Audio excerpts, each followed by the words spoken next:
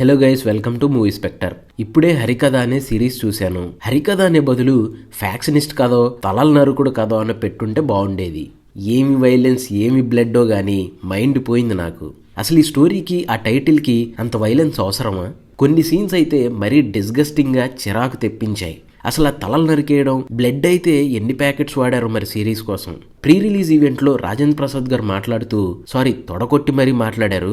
ఈ సిరీస్ థియేటర్స్లో ఎందుకు రిలీజ్ చేయలేదు అని మనం ఆయన్ని తిట్టకపోతే ఆయన పేరు మార్చి వేరే పేరు పెట్టుకుంటా అని అన్నారు. ఇంతకీ ఇప్పుడు ఆయన ఏం పేరు పెట్టుకుంటారో చూడాలి. ఇంకా సిరీస్ గురించి చాలా మాట్లాడారు. అలాగే ఆయన గురించి ఒక పావుగంట డబ్బా కూడా కొట్టుకున్నారు. ఈ వీడియో చూశాక మీరు ఒకసారి రాజేంద్ర ప్రసాద్ గారి స్పీచ్ కూడా చూడండి, మీకు కూడా అర్థమవుతుంది ఆయన ఏం మాట్లాడారో.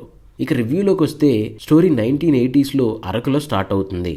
ఆ ఊర్లో రంగాచారి అలియాస్ రాజేంద్ర ప్రసాద్ గారు ఆయన ట్రూప్తో నాటకాలు వేస్తూ ఉంటారు. ఆయన నాటకం వేసిన ప్రతిసారి ఎవరో ఒకరు చనిపోతారు. అసలు వాళ్ళు ఎందుకు చనిపోతున్నారు, ఎలా చనిపోతున్నారు, ఆ నాటకాలకి వాళ్ళు చనిపోవడానికి సంబంధం ఏంటి, ఇవన్నీ తెలియాలంటే సిరీస్ చూడాలి. ఫస్ట్ ఎపిసోడ్ కొంచెం ఇంట్రెస్టింగ్గానే ఉంది. ఆ విలేజ్ అండ్ స్టోరీ సెటప్ పర్లేదనిపించాయి. తర్వాత 2 ఎపిసోడ్స్ సరే ఏదో వెళ్తుంది అనిపించింది. కానీ 4th ఎపిసోడ్ స్టార్టింగ్లోనే స్టోరీ మొత్తం రివీల్ చేశారు. 5th ఎపిసోడ్లో వచ్చే flash back scenes over the top అనిపించాయి.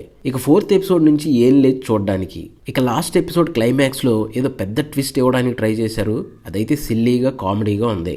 టోటల్ 6 ఎపిసోడ్స్ ఉన్నాయి. ఒక్కో ఎపిసోడ్ యావరేజ్గా 30 minutes ఉంటుంది. డైరెక్టర్ పేరు మ్యాగీ అంట. ఎవరో నాకైతే తెలీదు, తెలుసుకోవాలని ఇంట్రెస్ట్ కూడా లేదు. వెబ్ సిరీస్ కదా అని ఇష్టం వచ్చినట్టు వైలెన్స్ పెట్టుకుంటూ పోయారు. హరికథ అని పేరు చూసి ఎవరైనా పెద్దవాళ్ళు చూస్తారేమో అని నా భయం. తొందరపడి పెద్దవాళ్ళు పిల్లలు ఉన్నప్పుడు పెట్టకండి. ఆ బ్లడ్, తలలు తెగిపోవడం, పేగులు తీయడం చూసి కొంతమందికి వామిటింగ్స్ కూడా అవుతాయి. ఇక పర్ఫార్మెన్సెస్ గురించి మాట్లాడుకుంటే రాజేంద్ర ప్రసాద్ గారు ఆయనకున్న ఎక్స్పీరియన్స్ వైజ్ తన రోల్కి 100% న్యాయం చేశారు. హీరో శ్రీరామ్ కూడా తన రోల్లో బెస్ట్గా చేశారు. ఇంకంతే, మిగిలిన వాళ్ళలో ఒక్కరు యాక్టింగ్ కూడా అప్ టు ద మార్క్ లేదు. మోస్ట్లీ అందరూ కొత్త వాళ్లే, ఏదో డైలాగులు అప్పు చెప్పుకుంటూ పోయారు. టెక్నికల్గా కూడా సిరీస్ బిలో యావరేజ్గా అనిపించింది. సినిమాటోగ్రఫీ అయితే పర్లేదు. బ్యాక్గ్రౌండ్ స్కోర్ 1-2 చోట్ల తప్ప పెద్దగా వినపడలేదు. ప్రొడక్షన్ వాల్యూస్ ఓకేష్గా ఉన్నాయి. విఎఫ్ఎక్స్ వర్క్ అయితే సిరీస్లో ఘోరంగా ఉంది. అమీర్పేట్ విఎఫ్ఎక్స్ వాడారు. సేమ్ నాకు సన్ ఆఫ్ ఇండియా విఎఫ్ఎక్సే గుర్తొచ్చింది. సిరీస్లో ప్లస్లు అయితే స్టార్టింగ్ ఎపిసోడ్స్, మైనస్లు అయితే ప్రెడిక్టబుల్ స్టోరీ, అవసరం లేని over the top violence and acting.